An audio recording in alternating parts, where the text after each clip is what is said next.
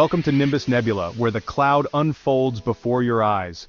If you're aiming for excellence in AWS security, then mastering IAM, Identity and Access Management best practices is your foundation. I'm Cloud Architect Pro, and in this video we're diving deep into the core principles and actionable steps to lock down your AWS environment. We'll break down complex concepts into bite-sized pieces that anyone can understand, because security shouldn't be a mystery. Ready? Let's dive in. Alright, let's kick things off with a fundamental principle. Never give direct access keys to your AWS account. Instead, create temporary access keys through IAM roles. These roles act like guest passes, granting limited access for specific tasks. This minimizes unauthorized access and keeps your AWS environment secure. Use AWS IAM Identity Center for streamlined and secure access management. Now let's talk about your workloads, those applications and services running in the background. Just like your users, they need a secure way to interact with AWS resources. By assigning IAM roles to your workloads, whether it's an EC2 instance crunching data or a Lambda function executing code, you're limiting their access to only what's absolutely necessary. It's like giving each workload a specific set of tools. They can do their job effectively, but they can't access anything beyond their designated area. Temporary credentials work the same way, minimizing the blast radius if a workload is ever compromised. And for those times when you have machines outside AWS that need in, that's where IAM roles anywhere comes in, extending the security best practice beyond your AWS environment. Alright, let's talk about an absolute must-have for those high-security scenarios, multi-factor authentication, or MFA for short. If you're serious about protecting your AWS account, and you should be, MFA is non-negotiable. Think of it as the second layer of security for your account. Even if someone gets hold of your password, they can't get into your account without that second factor, which is usually a unique code generated by an app on your phone or a hardware token. This makes it exponentially harder for unauthorized users to gain access. And the best part? Setting up MFA within IAM Identity Center is incredibly straightforward. AWS has streamlined the process, making it easy to roll out across your entire organization. Don't skip this step, it's one of the most effective ways to keep your AWS environment secure.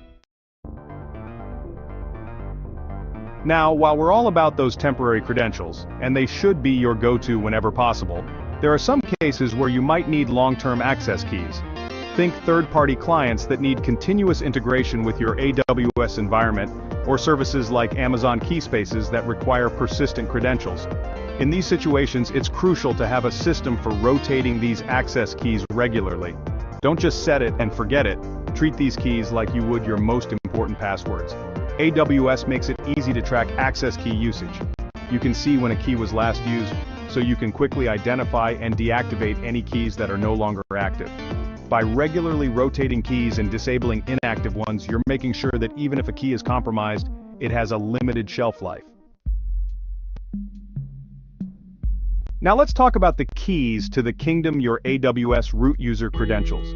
These credentials give you complete and unrestricted access to everything. Treat them with the utmost care. Think of them like the master key to your house. Keep them locked away and use only when necessary. Use them for initial setup and critical tasks. For everything else, create IAM users and roles. Now, let's talk about one of the most fundamental principles in security, least privilege. This principle is all about granting users and workloads the absolute minimum permissions they need to do their job effectively. Think of it like this. You wouldn't give someone access to your entire house if they just needed to borrow a book, right? You'd point them to the bookshelf and call it a day. The same principle applies to your AWS environment. When you're setting up IAM permissions, start with a broader scope during the development phase, but as you move towards deployment, it's time to refine those permissions and scale them back to the bare minimum. This might seem tedious at first, but trust me, it's crucial for maintaining a secure and well-organized AWS environment. Let's talk about a tool that fine-tunes permissions with Precision IAM Access Analyzer. It's like having a security consultant built into the AWS console. It analyzes access activity and generates policies based on actual usage. This enforces least privilege and keeps permissions up to date. Streamline your security without compromising functionality. Just like you wouldn't let your physical workspace become cluttered and disorganized, you need to keep your AWS environment clean and tidy. And that means conducting regular audits of your IAM users, roles, and permissions. Think of it like spring cleaning for your AWS account. Go through your user list. Are there any inactive accounts? Disable them. Are there any roles that are no longer needed? Delete them. The goal here is to minimize your attack surface by removing anything that's not absolutely necessary. AWS gives you the tools to make this process easy. You can see when a user last accessed the console, when a role was last used, and which permissions are actively being used. This information is invaluable in identifying and removing any unnecessary elements. Let's take our IAM game to the next level with conditional policies. These policies add an extra layer of granularity to your access control by specifying specific conditions that must be met for an action to be allowed. Think of it like setting rules for when someone can enter your house. You might say, you can only use the front door between 9 a.m. and 5 p.m. Any other time you need to use the side entrance. Conditional policies work in a similar way. You can specify requirements like, this action is only allowed if the request is coming from a specific IP address range, or this action is only allowed if the user is connecting via SSL. These conditions give you fine-grained control over who can access what, when, and how. Now let's talk about two types of access that require extra attention: public access and cross-account access. Public access, as the name suggests, allows anyone on the internet to access your AWS resources. This is typically used for things like hosting a public website or API. Cross-account access, on the other hand, allows resources in one AWS account to access resources in another AWS account. While both of these access types have their uses, they also introduce potential security risks if not managed properly. Before granting public or cross-account access, always ask yourself, is this absolutely necessary?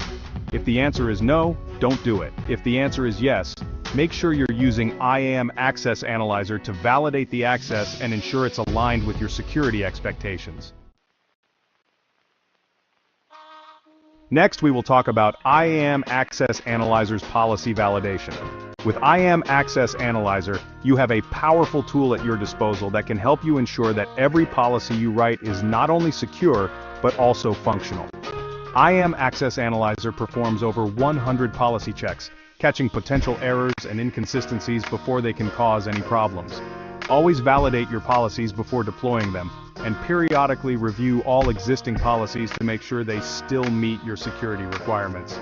It's a simple step that can save you a lot of headaches down the road. Before we dive into the next topic, I kindly ask you to like and subscribe to Nimbus Nebula. Your support allows me to continue creating valuable content like this.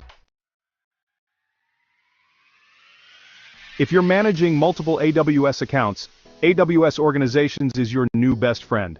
This service allows you to centrally manage and govern your AWS environment, including setting permissions guardrails across all your accounts. With AWS Organizations, you can create service control policies or SCPs that establish the maximum available permissions for each account within your organization.